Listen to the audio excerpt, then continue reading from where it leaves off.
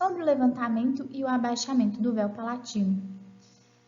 Então, o véu palatino levantado, ele não permite a passagem de ar pela cavidade nasal.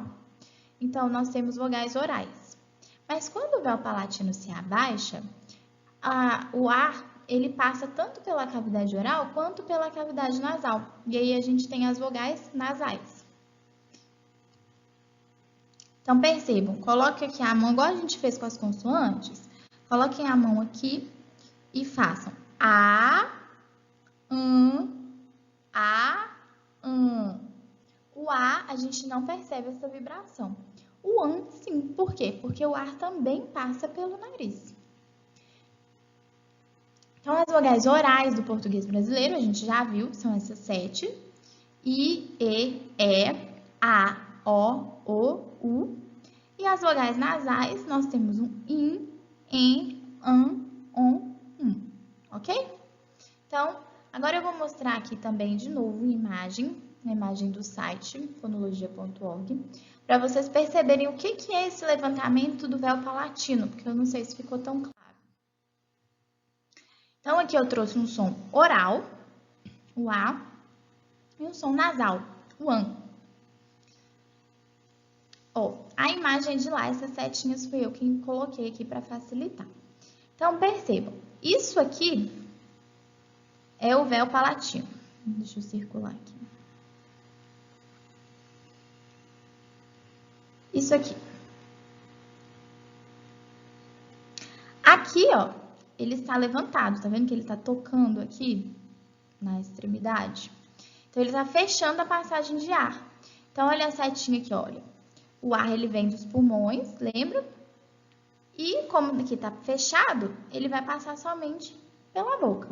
E aí eu tenho a produção do A, por exemplo.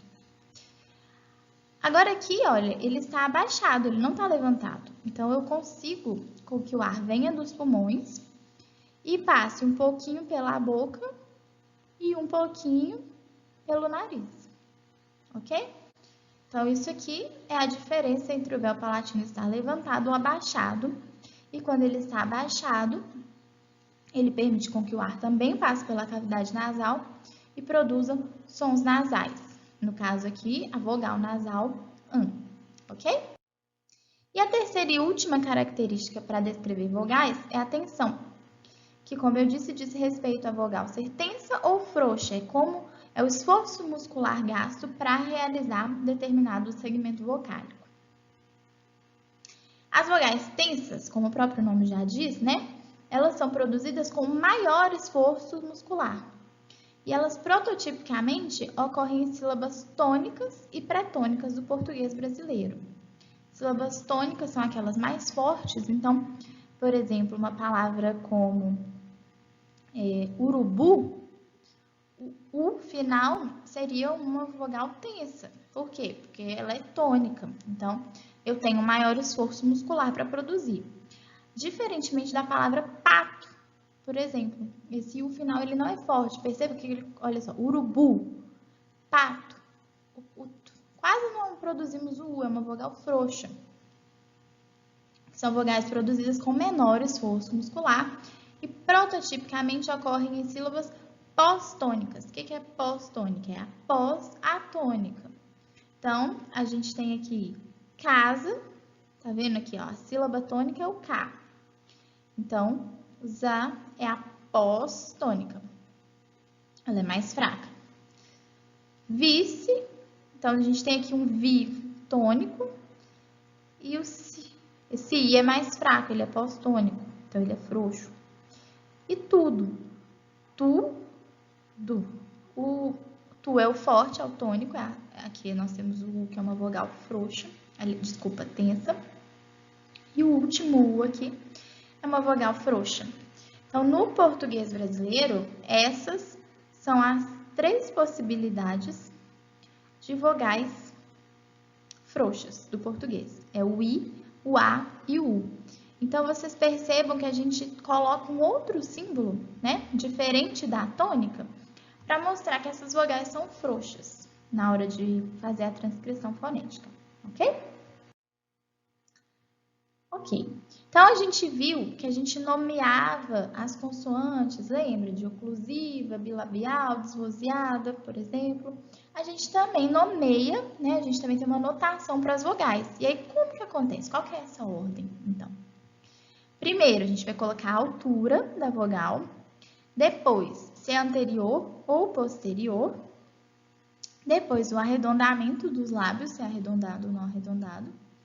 E por último, propriedades secundárias relevantes. Percebam aqui que é relevante ou não. O que seriam essas propriedades secundárias relevantes? Se é nasal ou oral. Então, se a gente tem mais vogais orais, né? Temos 7 vogais orais, eu não preciso colocar quando a vogal for oral. Mas quando ela for nasal, é uma propriedade relevante, uma propriedade secundária relevante, então eu coloco se ela é nasal ou não. A outra diz respeito a ser tensa ou frouxa. Então, como a gente só tem 3 vogais frouxas, quando elas são frouxas eu coloco, mas quando ela é tensa eu não preciso colocar, tá? E quando a gente tem uma sequência de vogais em uma mesma sílaba, pode acontecer. Como é que a gente procede, né? Então, vamos ver. Então, a gente chama esses encontros vocálicos de ditongo. O que são ditongos? São sequências formadas por uma vogal mais um glide, que a gente viu, né? Lembra nas primeiras aulas que eram os glides, que eles não eram tão bem definidos. Que a gente também vai chamar aqui de semivogais, porque são glides vocálicos, né? Então, é quando a gente tem essa sequência de vogal mais uma semivogal ou um glide na mesma sílaba.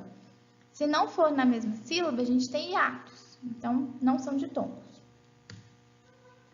Então, como que esses ditongos são articulados? Há um movimento contínuo e gradual da língua na produção dos ditongos. Então, por exemplo, se a gente vai falar país, a gente tem um pá, depois um is, que não estão juntos na mesma sílaba, esse a e esse i. Agora, se a gente tem a palavra paz, ais, tá vendo como é contínuo e gradual? A gente não tem uma pausa. Então, seria o A, seria a vogal, e o I seria o glide, nessa sequência de sons vocálicos, né? Podemos dizer assim. E os ditongos, eles podem ser tanto decrescentes quanto crescentes. O que é decrescente? Ele vai do maior para o menor, do mais forte para o mais fraco. Então, seria da vogal, que é o mais forte, para o glide, que é o mais fraco. Então, por exemplo, lençóis. A gente tem aqui uma vogal e um glide, ó. Tá vendo? Decrescente, porque tá decaindo, tá decrescendo, tá indo do mais forte, que é a vogal, para o glide, que é o mais fraco. Não é à toa que o glide, ele é, o símbolo dele, olha aqui, é uma vogal frouxa. Só que tem esse diacrítico aqui embaixo, que é uma diferença, a gente vai ver isso. E nos ditongos crescentes, né, que vai crescendo, vai do menor, que é o mais fraco, o glide, para a vogal, que é a mais forte. Então, aqui a gente tem mágoa. Vai do glide U para a vogal A. A vogal pode ser frouxa, mas ainda assim ela é uma vogal. Ela não é um glide, então por isso que ela é mais forte do que o glide, ok?